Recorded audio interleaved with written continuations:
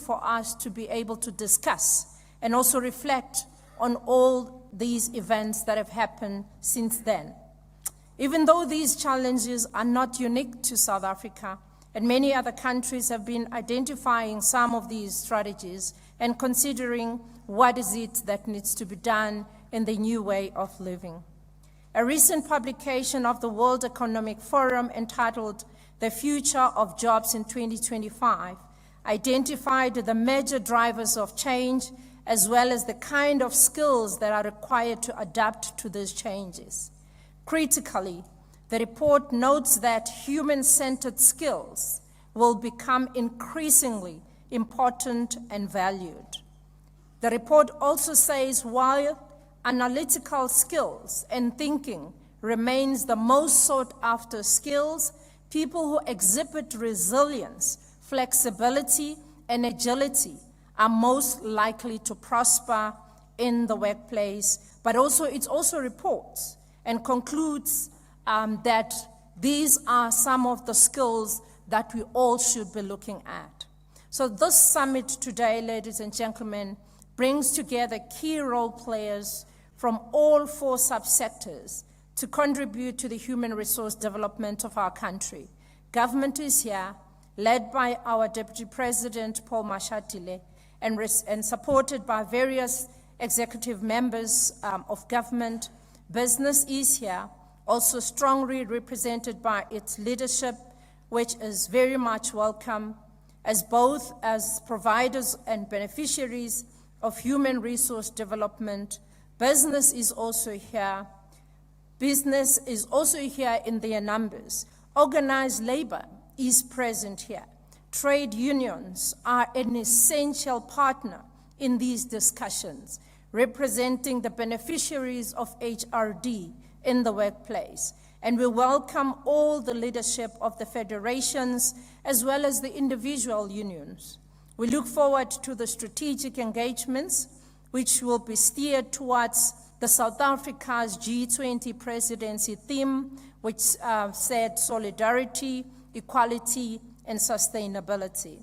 Civil society is also here as a 4th pillar of our system, which plays a critical role in advocating for marginalized communities, and we welcome you very much as well. This includes many NGOs, CBOs, and faith-based organizations involved in human resource development.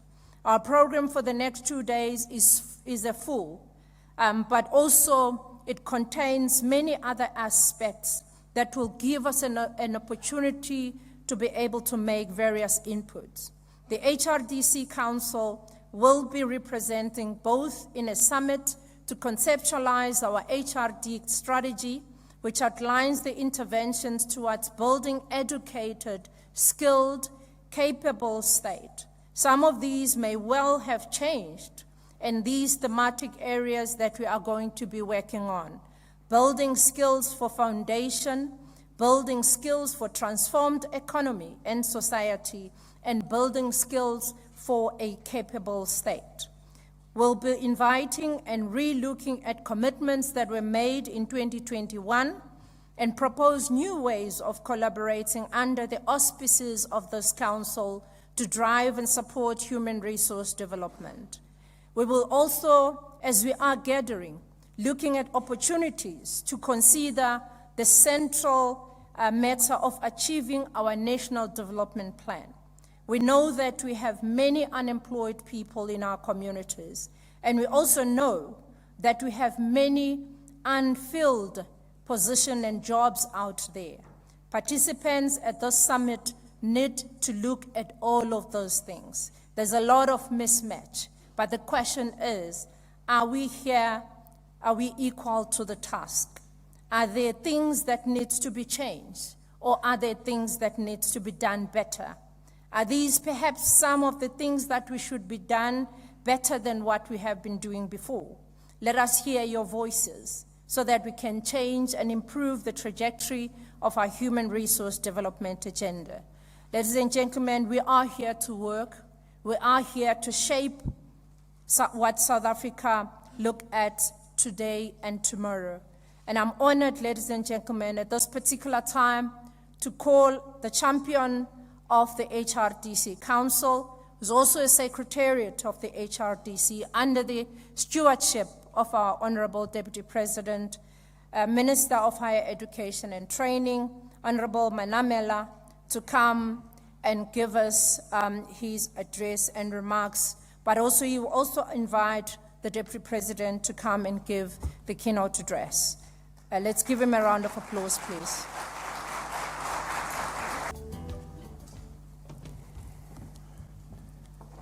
Thank you very much, Program Director and Deputy Minister. Deputy President, who's the chairperson of this council, and a leader whose commitment to this agenda we deeply respect. Honorable ministers and deputy ministers, premiers, and members of the executive councils, leaders of business, labor, and civil society, the constituencies whose choices, more than any government policy, will determine whether this summit means anything. Deputy Chairpersons of Council, Dr.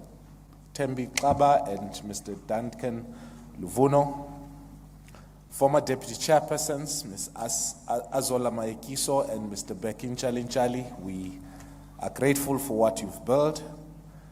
HRDC ESCO members and council members, former and current directors general and senior officials, distinguished guests, ladies and gentlemen, we want to begin not just with a welcome, but with a number, 60%. In many of our provinces, 6 out of every 10 young people between the ages of 15 and 34 are unemployed, not between jobs, not between qualifications, unemployed, sitting at home or sitting on a street corner, with every year that passes taking something from them that we cannot give back. Their confidence, their sense of possibility, their belief that the country they were born into has a place for them. We've been gathering at summits like this one, this being our 5th, for over a decade. We've produced strategies, compacts, declarations, communiques. Some of them have produced real results. Many may have not. And still, that number sits there, 60%. We raise this not to condemn what has been done. We raise it because we owe it to young people to be honest with ourselves about why we are here today, and about what it will take to make this gathering different from the ones that came before it. The President has called for a skilled revolution, not a program, not an initiative, but a revolution.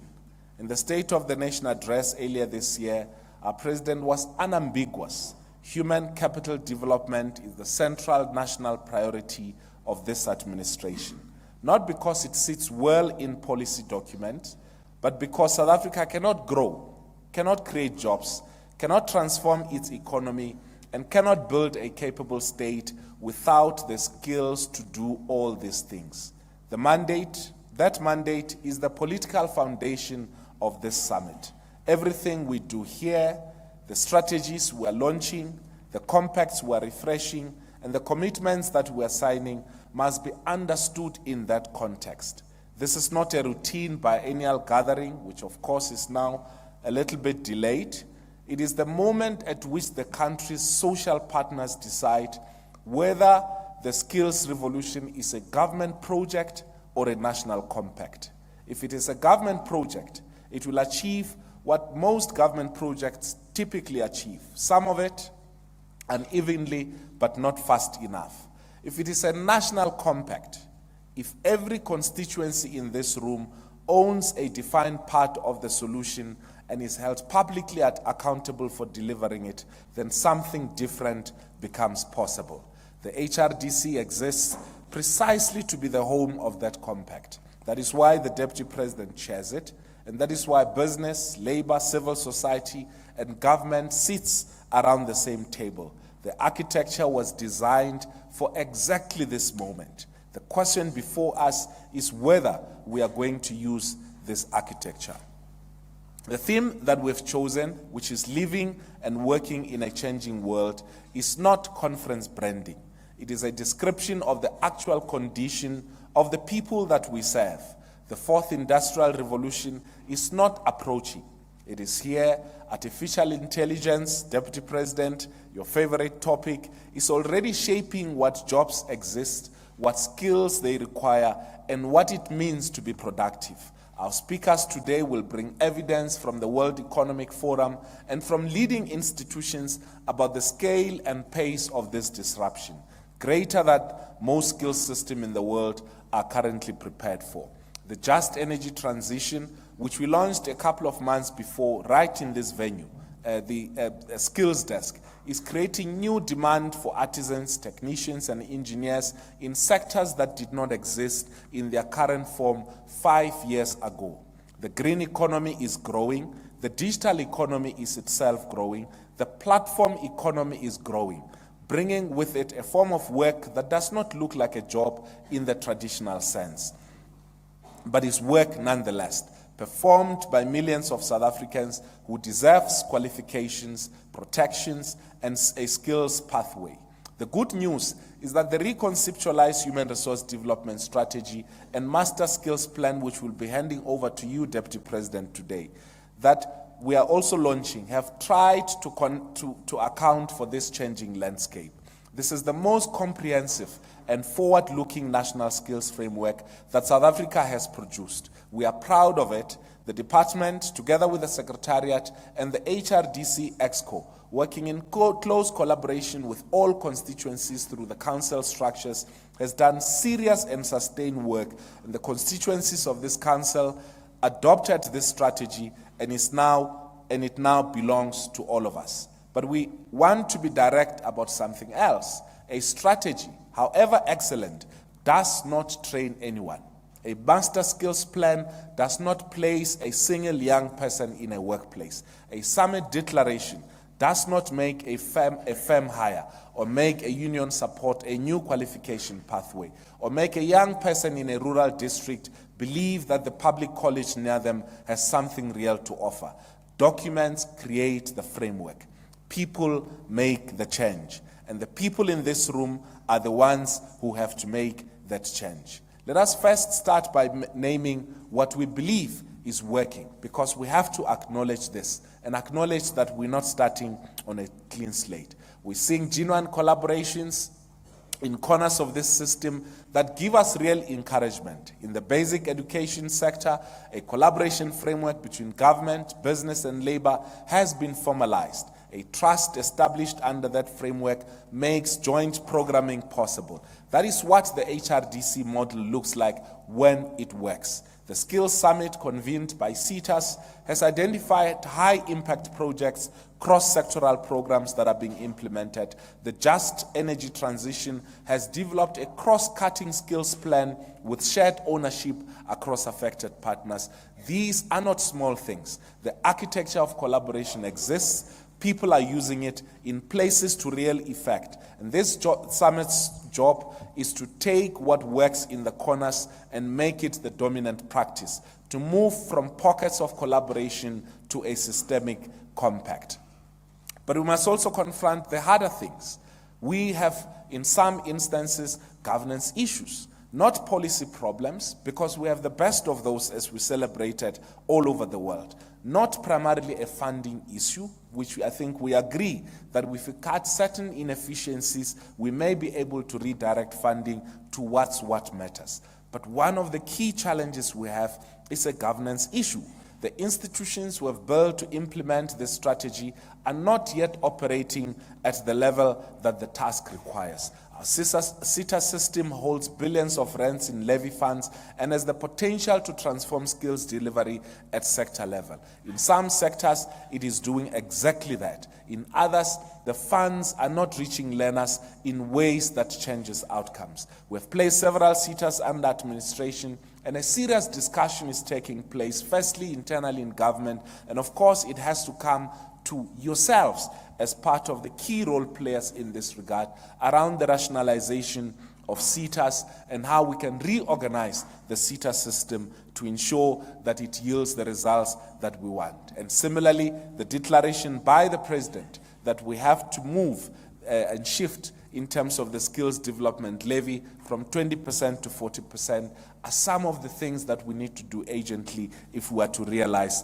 impact. But we need all of this applied more consistently, more visibly, and also with greater consequence. And we must also be honest about this council itself. The HRDC has all the right architecture, but a body that meets periodically, produces communiques, and waits 3 years or 4 years for the next summit to check whether anything has happened is not an accountability body. It is merely a consultation forum.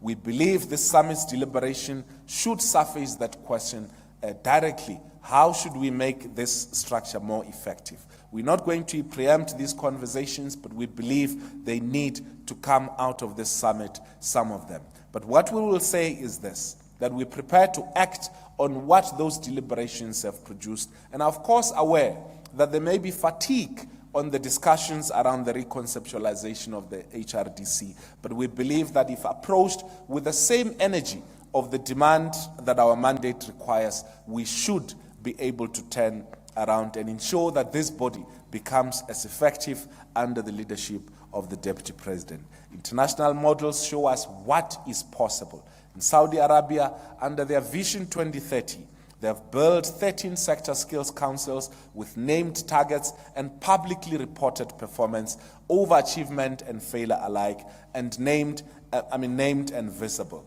In Australia, as we've seen, independent labor market intelligence functions that gives its skills compact authoritative data, and no single constituency can dispute. Germany has built a system in which employers invest training because they co-govern that standards.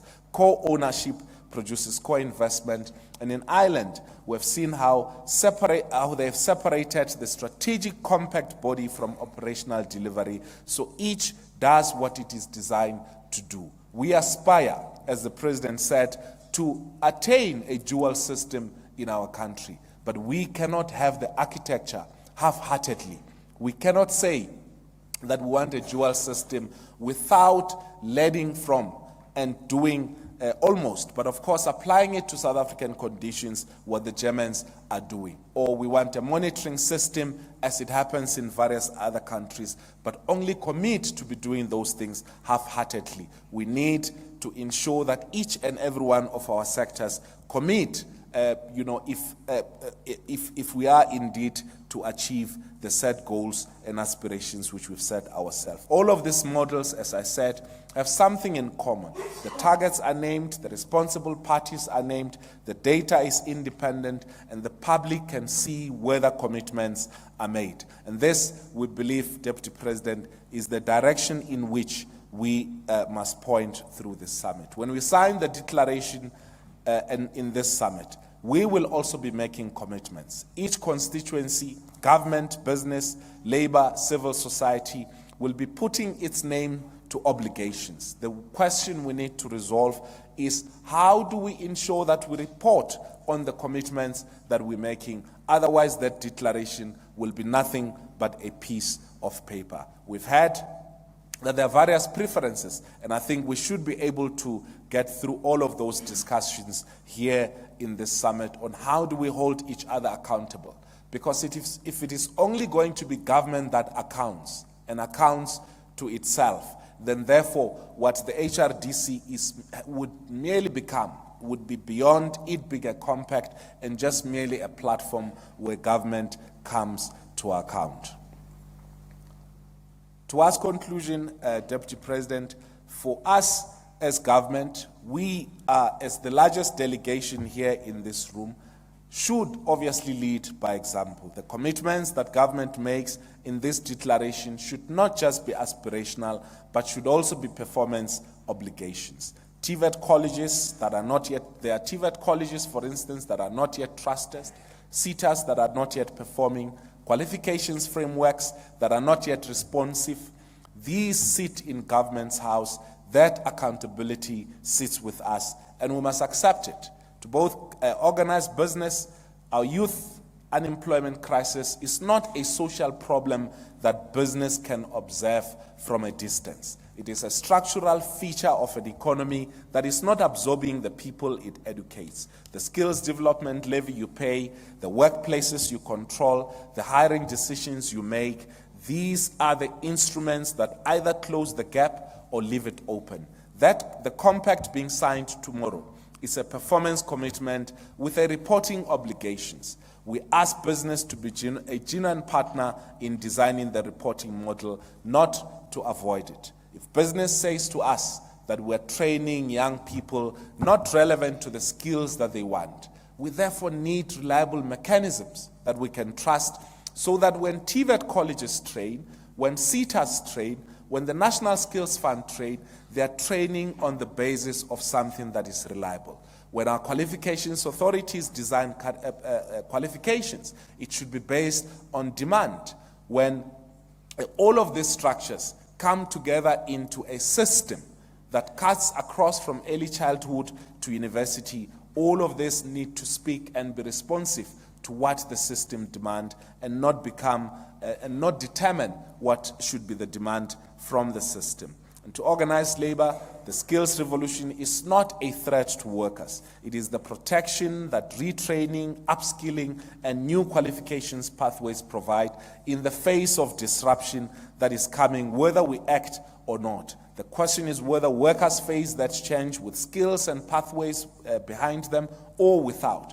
The compact you're signing tomorrow is labor's instrument for ensuring the answer is the former. To civil society, the communities you represent, the ones furthest from our cities, furthest from our colleges, furthest from our work-integrated learning placements, and the bursaries and the career guidance are the ones this strategy is most agently for. Your voice in this summit is not supplementary, it is the accountability check on everything else.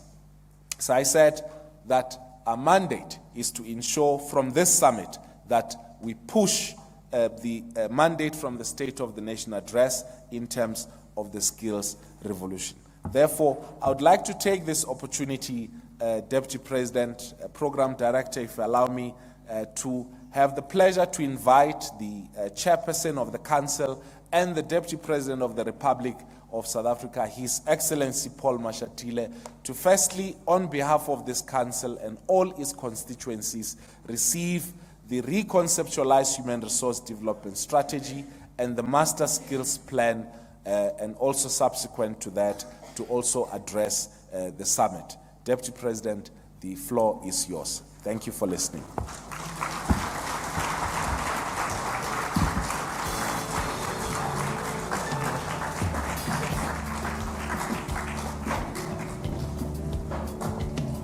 I must receive first. Yes.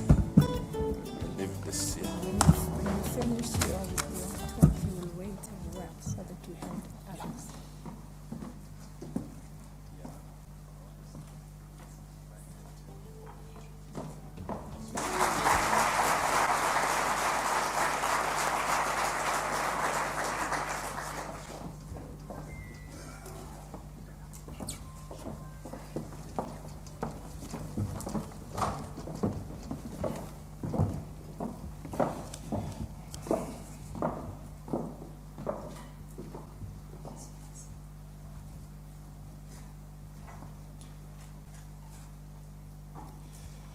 Oh, thank you very much. You may be seated.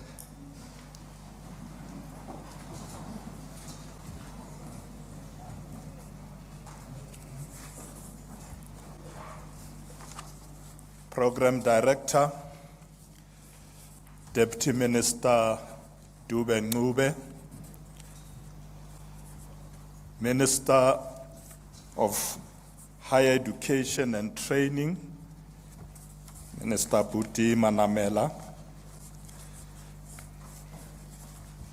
Acting Premier of Gauteng, Me Nkomo, Premiers from other provinces, I'm told we do have Premier Zamani Sol amongst us, and there may be other premiers that I've not seen, or representatives of the premiers. Deputy Chairperson of the HRD Council, Mr. Duncan Luvuno, and Dr. Tembi Kaba, and the former deputy chairs who are present this morning. Let me also recognize the head of the Secretariat of the Human Resource Development Council of South Africa, Mr. Maliviwe Lumka, leaders of business, labor, civil society who are here with us, our Director General, DG Baleni, and all other DGs who are here this morning, and all government officials who are with us. Ladies and gentlemen, Dumela, good morning. And let me say all protocol observed in case I've missed someone who should have been acknowledged. I know Deputy Minister Gondwe is also with us, sitting somewhere. And I would like to recognize you as well. Program Director, it is both an honor and a privilege on behalf of the Government of the Republic of South Africa to welcome you to the 5th Human Resource Development Council. We have gathered under the timely and compelling theme, living and working in a changing world. We convened during a period of significant transformation, both globally and domestically. Equally, the meeting of the Human Resource Development Council takes place shortly after the successful launch laboratory at the Hertzibande TVET College in Mpumalanga. This initiative adds to a growing number of interventions aimed at aligning skills development with emerging technologies and the evolving manufacturing, the integration of coding, robotics, and data analytics into basic and post-school education curricula, partnership with the private sector to establish digital skill academies and industrialize training hubs, and the use of online platforms to widen access to scarce and future-oriented skills. Collectively, such initiatives demonstrate the importance of scaling technology-driven skills programs so that South Africa's human resource development is responsive to rapid technological change, including artificial intelligence, digitalization, and automation, while preparing young people and workers for jobs of the future. The ways we learn, work, and engage in society are undergoing significant transformation. Technological innovation challenges and are realities that are reshaping the definition of these realities. Compel us to rethink not only skills for jobs, but also human development for life. Against this background, this summit represents an important turning point. It coincides with the launch of the Reconceptualized Human Resource Development Strategy, Human Resource Development Strategy 2025 to 2035. Alongside its implementation framework, the Master Skills Plan 2025 to 2030 declare responsibility as social college and commend your leadership in finalizing this reconceptualized strategy and the accompanying Master Skills Plan. Together, these instruments will guide and energize our collective efforts to end over the coming decades. This fifth iteration of the HRD strategy, first introduced in 2001 and periodically lessons that have emerged over time. Among them, uneven ownership, implementation, and a limited appreciation of human development, narrow skills acquisitions. In earlier phases, particularly within the post-school education training system, the focus rested heavily on employable skills, especially within colleges. Since the 2021 summit, however, the pace and scale of global change, most notably the rapid rise of artificial intelligence, have compelled decisive shift in emphasis. Today, access in a dynamic and uncertain world increasingly depends on human and social capabilities such as analytical thinking, communication, creativity, collaboration, resilience, and adaptation.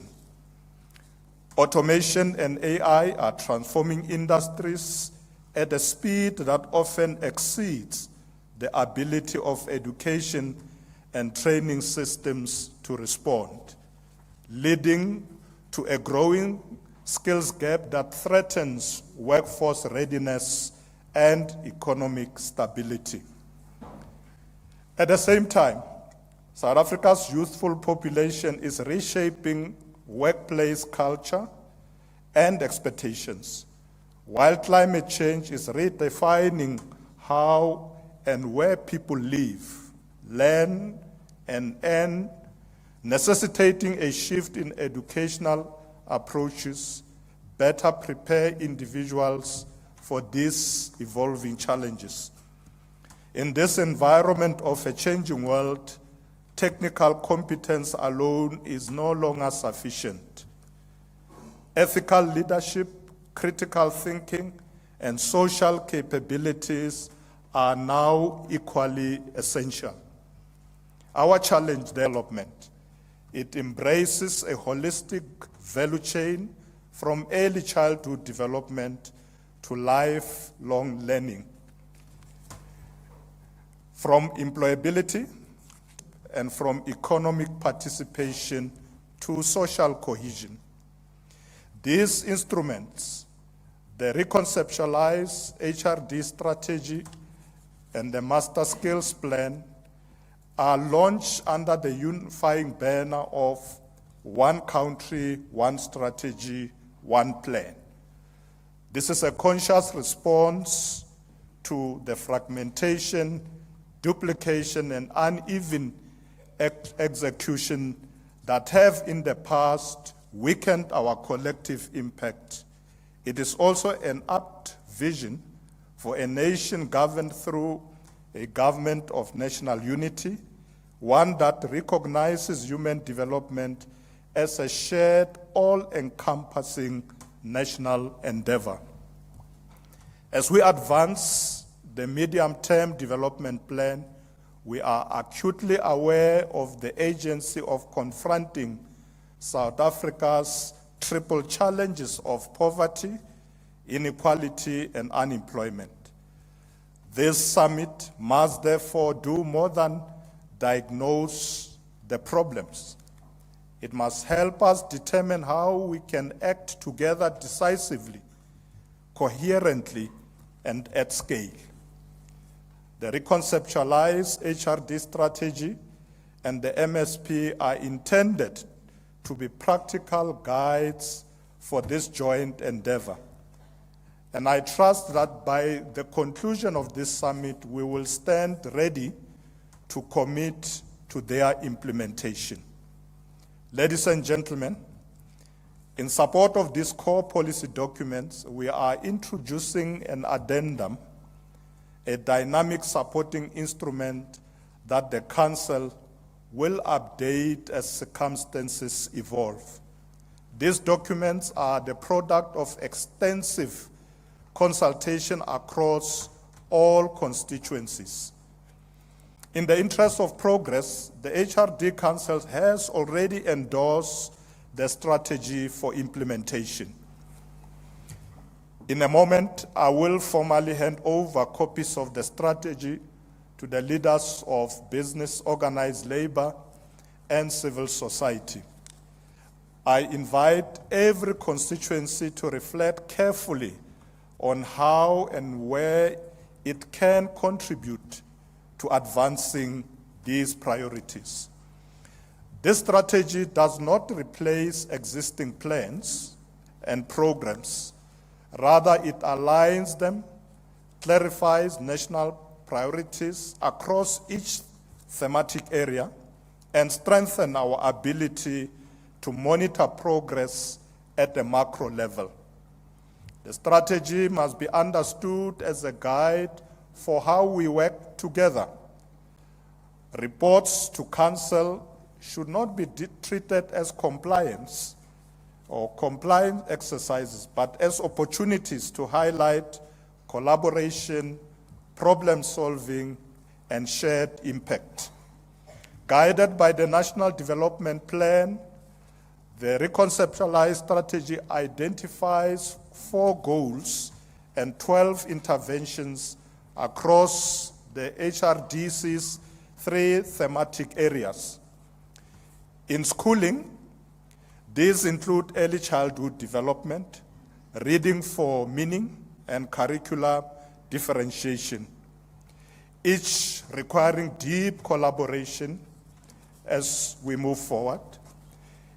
In youth development, the emphasis falls on relevant short, building a capable state, the nation, the National School of Government, with active participation from labor and business. Therefore, reflecting this commitment has been circulated, and we hope constituency leaders will formally, as we conclude this summit. It is without hesitation that government alone cannot deliver development. Skills, employability, and state capability require deep social compact grounded in trust, in accountability, and shared ownership. This understanding is formalized in the summit declaration, through which affirming the strategy and master skills plan as our collective blueprints, strengthening implementation of existing social compacts, refreshing them to respond to technological and labor market change, and reporting annually to demonstrate real collaborative impact. The declaration is significant because it shifts us decisively from policy intent to shared accountability. It recognizes that living and working in a changing world demands that we work differently together. Our work should remain firmly grounded in South Africa's lived realities. While recent labor force data offers modest encouragement, it also reveals a sobering truth. Millions of discouraged work seekers. Minister Buti-Manamela indicated that a lot of young people who are in the streets, who are sitting at home and not doing anything. So it's important that this must be one of the issues that we really, particularly these young who have disengage entirely from the labor market. For them, exclusion from work represents not only an economic loss, but also a loss of dignity, purpose, and hope. It is for this reason that the strategy identifies 4 catalytic goals with the potential to unlock the system-wide impact. Early learning and schooling outcomes, recognizing that foundational capabilities determine life opportunities. Improving the employability of youth who are not in employment, in education, or training, especially through short courses. Enhancing responsiveness of the post-school education training system, particularly to skills demanded by the green, digital, and program goals are designed to trigger system-wide impact, to ignite renewal in a changing world. Colleagues, South Africa does not suffer from shortage of plans. Our vulnerability lies in implementation gaps, weak coordination, and uneven ownership, which hinder the effectiveness of existing plans and prevent us from achieving our development goals. That is why the HRD Council, supported by its Secretariat and standing committees, must now intensify its role as a convener, monitor, and problem solver. Reports to Council must help unblock constraints, leverage partnership, and demonstrate real progress we face. We need to get things done with about agency. It is about ensuring that South Africans, especially the youth, are not shapers of their future. Our responsibility is to keep development pathways open, relevant, and dignified. Allow me at this stage to formally recognize the members of the newly appointed HRD Council, who will be custodians of this strategy. This council represents all constituencies and to enhance human resource development in South Africa. We trust that council members of the strategy and ensure that it is properly socialized amongst all members. Honored guests, ladies and gentlemen, it is my pleasure to formally launch the Reconceptualized Human Strategy 2025 to 2035 and to declare the 5th HRDC Summit officially open.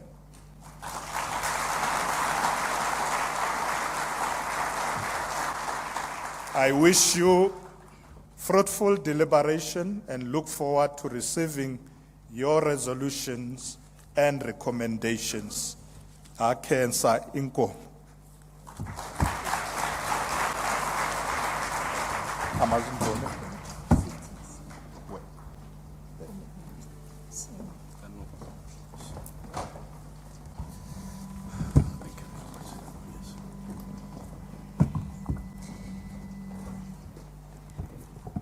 Thank you very much, Deputy President. Can we please give Deputy President a real round of applause for... And indeed, Deputy President, we are committing ourselves as this collective of the HRDC to accelerate the implementation of the social compact with clear timelines and accountability mechanisms. We are committing ourselves to institutionalize work-based planning and work-based learning, as the Minister has said, as a core pillar of our education and training system, ensuring that every learner has access to practical experience, working and practical experience, as this cohort of the HRDC Council. We also committing ourselves to strengthening the partnerships between government, business, labor, academia, moving collaborations into principal collaborations in practice.